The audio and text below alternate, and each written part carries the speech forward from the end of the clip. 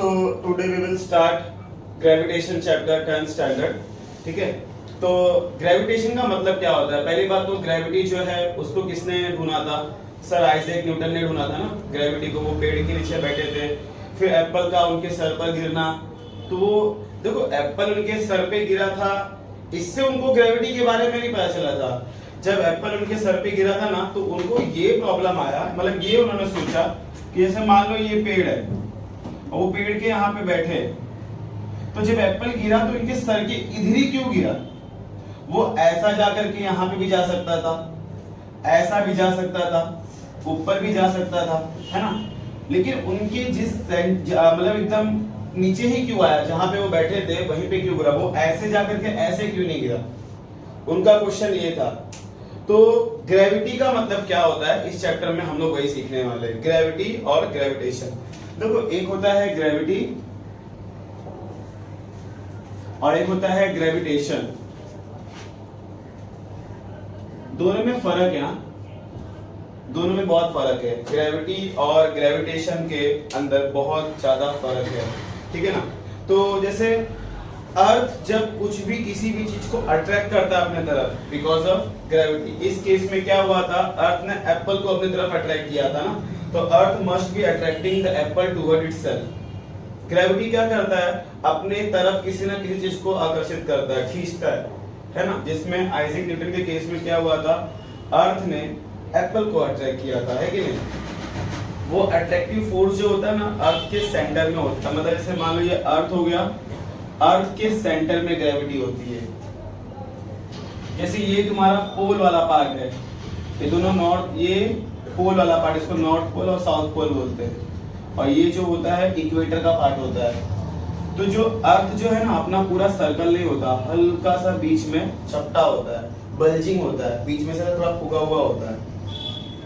तो जो इक्वेटर होता है ना, उसका अर्थ के सेंटर से डिस्टेंस थोड़ा ज्यादा होता है, इसलिए यहाँ पे ग्रेविटी हल्का सा कम होता है और यहाँ पोल पे ग्रेविटी ज्यादा होता है।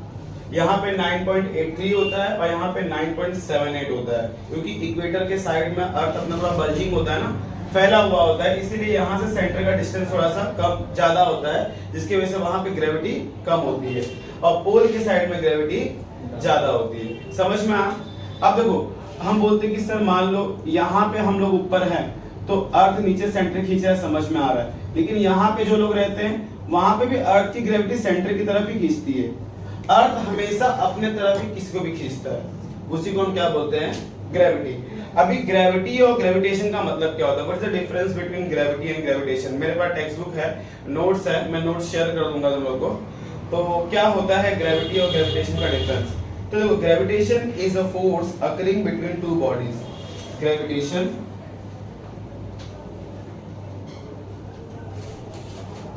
is a force occurring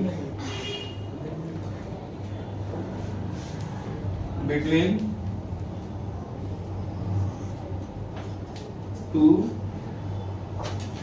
bodies, and gravity is a force occurring between earth and body.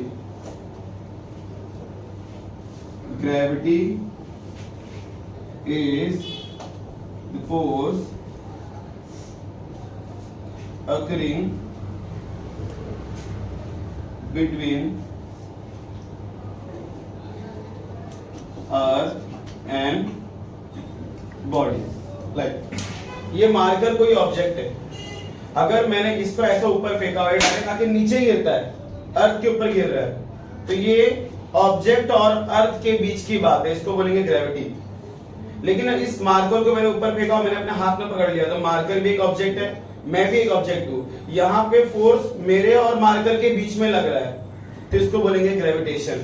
तो देखो जब कोई भी फोर्स दो बॉडी के बीच में लगता है, जैसे मार्कर और मेरे बीच में, मार्कर और मेरे बीच में क्या लगा है, एक फोर्स लगा हुआ है, इसको ग्रेविटेशन बोलेंगे।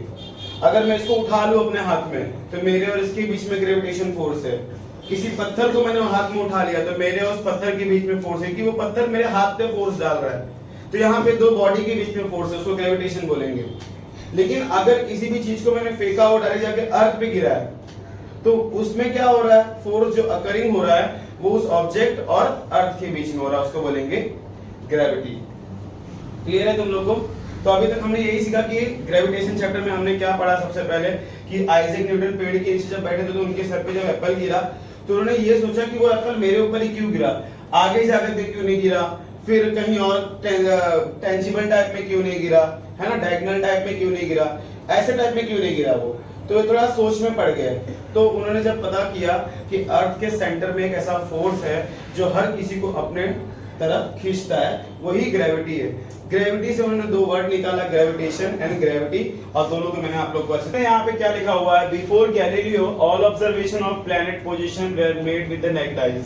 ठीक है, मतलब जब पहले गैलीलियो नहीं आए थे उसके पहले हम अपने नेक्ड आई से स्पेस में किसी भी चीज को देख नहीं सकते थे, यहाँ पे खड़े खड़े पॉसिबल ही नहीं था। तो जब गैलीलियो आए उन्होंने टेलीस्कोप की खोज की, टेलीस्कोप की मदद से हम अपने नेक्ड आई से यहाँ पे अर्थ पे रह करके भी स्पेस में क्या क्या है प्लैनेट वो सब हम देख सकते हैं। With the help of Galileo हम लोग अपने नेक्ड आई से स्पेस को देख सकते हैं। उन्होंने ऐसा क्या बनाया था, सैटेलाइट बनाया था। गैलीलियो ने जब सैटेलाइट बनाया था, सैटेलाइट सॉरी मैं बोल रहा हूँ, ये टेलीस्कोप बनाया था। गैलीलियो ने जब टेलीस्कोप बनाया था उन्होंने ये ऑब्जर्व किया कि हमारा जो स्पेस है वो है ना एलिप्स टाइप का है। एलिप्स का मतलब क्या होता है कि जैसे कोई कोन है, उसको एक स्ट्रिप से अगर मैं बीच में से काट दूं तो बीच में से कुछ ऐसा पार्ट निकलेगा, देखो मैंने बाहर निकाल दिया है। तो हमारा जो स्पेस है वो कुछ एलिप्स टाइप में है, जिसमें ये पोल होता है और ये दोनों पॉइंट जो होता है वो इक्वेटर होता है, जैसे कि मैंने तुमको बताया, और ये यहाँ पे सेंटर है, ये स्पेस की बात कर रहा हूं, और यहाँ पे सेंटर है और यहाँ पे दो फोकल लेंथ होते हैं जिसको हम फोकाई बोलते हैं। इनमें से किसी एक फोकाई पर क्या होता है, सन होता है, या तो यहाँ रख लो या तो यहाँ रख लो। मैंने यहाँ पे सन को समझ लिया कि यहाँ पे सन है, तो देखो मैंने वही यहाँ पे लिखा है, एक एलिप्स जो होता है, ellipse is a curve obtain when a cone is cut by an inclined plane. एक एलिप्स कैसे बनता है, अगर कोन को मैं एक इंक्लाइंड प्लेन से कट करूं तो बीच का जो सर्कल वाला पार्ट है वो क्या हो जाता है, एलिप्स बन जाता है। और इसके अंदर क्या होता है, दो फोकल पॉइंट होते हैं, देखो ना दो फोकल पॉइंट होते हैं। अभी इसकी हेल्प से एलिप्स की मदद से हम कैपलर्स के तीनों लॉ पढ़ेंगे जो कि बहुत इंपॉर्टेंट होता है। ठीक है, एलिप्स की मदद से हम कैपलर्स के तीनों लॉ पढ़ेंगे। कैपलर्स का पहला लॉ क्या कहता है, the orbit of a planet is an ellipse with the sun at one of the foci, कि इस एलिप्स में दो फोकल लेंथ होते हैं, तो किसी एक फोकल पॉइंट पे क्या होगा, सन होगा। देखो दो फोकल पॉइंट है इसलिए हम फोकाई बोलते हैं, तो किसी एक फोकल पॉइंट पे क्या होगा, सन होगा। वही तुम्हारा इसका कैपिटल का फर्स्ट लॉ कहता है। The position of the sun is inclined by S. अगर मान लो मैं सन को सपोज जैसे यहाँ पे मैं बना रहा हूं, यहाँ पे मैंने सन को ले लिया एक फोकस पे, क्या लिखा है, the position of the sun is indicated by S. Sun के पोजीशन को मैंने किससे इंडिकेट किया है, एस से। और उसके बाद क्या लिखा हुआ है, the speed of earth in the orbit does not remain same.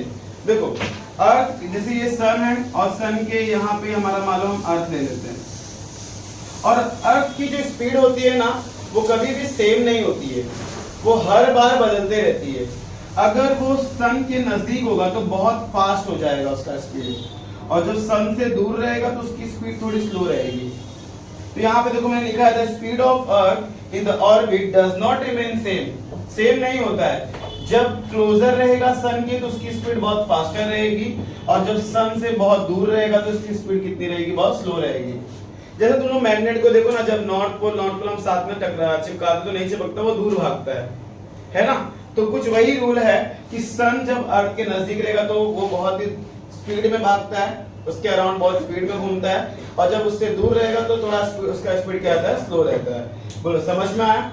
यहां तक केपलर का फर्स्ट लॉ था। क्या था केपलर का फर्स्ट लॉ, कि एलिप्स में दो फोकाई होते, किसी एक फोकाई पे सन होगा, और सन के पोजीशन को हमने ऐसे इंडिकेट किया है। फिर मैंने बताया कि ऑर्बिट में अर्थ की जो स्पीड होती है कभी भी कांस्टेंट नहीं होती है, क्योंकि जब वो सन के नजदीक होगी तो उसकी स्पीड बहुत फास्टर होगी, और सन के दूर रहेगी तो उसकी स्पीड बहुत स्लो रहेगी। ये केपलर का फर्स्ट लॉ था।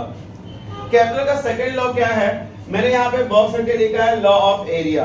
केपलर का सेकंड लॉ क्या है? Law of area. बता दो क्या होता है इसका मतलब। मैं लिखा क्या हूँ? The line joining the planet and the sun sweep equal area in equal interval of time। जैसे देखो यहाँ पे सन है और यहाँ पे मान लो हमारा अर्थ है, जिसको मैंने ए से डिनोट किया, okay.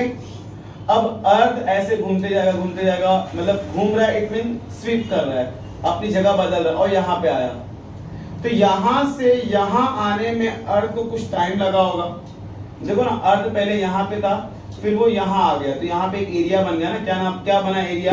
Area S A B कह लो, या ए एस बी कह लो। क्या बना इधर? Area A S B. तो जितना टाइम अर्थ को यहाँ से यहाँ स्वीप होने में लगा टूवर्ड्स सन, और मान लो अभी एक दूसरा एग्जांपल, अर्थ मान लो यहाँ होता और अर्थ स्वीप करके यहाँ आया, वो भी सन के टूवर्ड्स में, तो इतना ही टाइम सेम इधर जितना टाइम लगा था उतना ही सेम टाइम यहाँ पे भी तो लगेगा ना। ऐसा तो है नहीं यहाँ पे 10 घंटे में अर्थ ने स्वीप किया और यहाँ पे 12 घंटे में अर्थ ने स्वीप किया, ऐसा तो होगा नहीं। अर्थ जो होता है सन के अराउंड इक्वल टाइम में ही घूमेगा। तो यहाँ से यहाँ आने में भी अर्थ ने सेम टाइम लिया, तो ये जो एरिया यहाँ पे कौन सा बना? CSD। तो ये दोनों इक्वल इंटरवल ऑफ टाइम में ही स्वीप कर रहे हैं सन के आसपास से, मतलब ये यहाँ से यहाँ आ रहा है और ये यहाँ से यहाँ जा रहा है, तो दोनों सेम टाइम में हो रहे हैं। तो इसको बोलते हैं, वही मैंने लिखा है कि जो लाइन हमने ज्वाइन किया है वो अर्थ जो इक्वल टाइम में स्वीप कर रहा है, यहाँ से यहाँ पे आने में भी सेम टाइम ले रहा है और यहाँ से यहाँ जाने में भी वो सेम टाइम ले रहा है। तो हम ऐसा बोलेंगे कि एरिया ASB और एरिया CSD इक्वल है, इसलिए यहाँ पे मैंने लिखा है इक्वल इंटरवल ऑफ टाइम। अर्थ है ना, जब भी सन के अराउंड घूमता है ना, वो इक्वल टाइम में घूमता है। मतलब जैसे मान लो यहाँ पे ये सन है और ये अर्थ है, लेकिन अगर अर्थ ने यहाँ से यहाँ जाने में 5 घंटे लिए, तो यहाँ से यहाँ जाने में भी अर्थ 5 घंटे ही लेगा, है ना। अर्थ जो होता है सन के अराउंड घूमता है, और अर्थ को सन का एक चक्कर लगाने में कितने घंटे लगते हैं? 24 आवर्स लगते हैं। तो 20 हर दिन 24 ही रहते हैं ना, ऐसा तो रहेगा नहीं कि एक दिन 24 आवर्स लगा, एक दिन 22 आवर्स लगा, ऐसा कभी होता है नहीं, क्योंकि अर्थ जो होता है वो स्वीप होता है सन के around equal interval of time. समझ में आया? तो ये सेकंड था केपलर का लॉ। केपलर का थर्ड लॉ क्या है? देखो ये थोड़ा सा न्यूमेरिकल टाइप है, डेरिवेशन है, इंपॉर्टेंट है। स्टेटमेंट समझ जाओ क्या है, अपने आप समझ में आ जाएगा। The square of its period, period मतलब क्या होता है? Time. Period means time of revolution, revolution मतलब घूमना, मतलब ये सन हो गया और ये अर्थ। जब अर्थ सन के अराउंड घूमता है, रिवॉल्व करता है, द सन देखो लिखा है revolution around the sun, it directly proportion. देखो डायरेक्टली प्रोपोर्शन मतलब ये अल्फा जो लिखा है ना, इसको हम डायरेक्टली प्रोपोर्शन बोलते हैं मैथ्स में। The cube of mean distance, mean distance का मतलब क्या होता है? जैसे मान लो ये सन और ये अर्थ, ये जब घूमेगा तो एक टाइम लेगा, तो वो टाइम हो गया पीरियड। और सन से अर्थ के बीच में डिस्टेंस होता है ना, उसको क्या हो जाए? ये सर्कल है, ये सेंटर है और ये सर्कल का पॉइंट है, इसको हम क्या बोलते हैं? रेडियस बोलते हैं ना। तो डिस्टेंस को हम क्या बोलेंगे? रेडियस। तो क्या लिखा है? The square of its period, period मतलब टाइम, उसका स्क्वायर। रिवॉल्यूशन अराउंड द सन मतलब हाँ वो सन के अराउंड घूम रहा है, ओके। वो क्या होगा? डायरेक्टली प्रोपोर्शन होगा, डायरेक्टली प्रोपोर्शन होगा किसके? डिस्टेंस के। डिस्टेंस मतलब क्या? आर के, और आर में भी क्या? उसका क्यूब, उसके क्यूब। बोलो समझ में आया? अब हम क्या करेंगे? इस डायरेक्टली प्रोपोर्शन को हमने किस में कन्वर्ट कर दिया? के में। के इज नथिंग बट कांस्टेंट, और जब हम इस डायरेक्टली प्रोपोर्शन को के में कन्वर्ट करेंगे तो यहाँ क्या लग जाएगा? इक्वल टू, और यहाँ पे हम लोग डैश से रीजन करेंगे के इज कांस्टेंट। आर क्यूब यहाँ मल्टीप्लाई में है, यहाँ आगे क्या हो जाएगा? डिवाइड। तो तुम्हारा आंसर थर्ड लॉ का आ जाएगा K is equal to T square upon R cube. समझ में आया?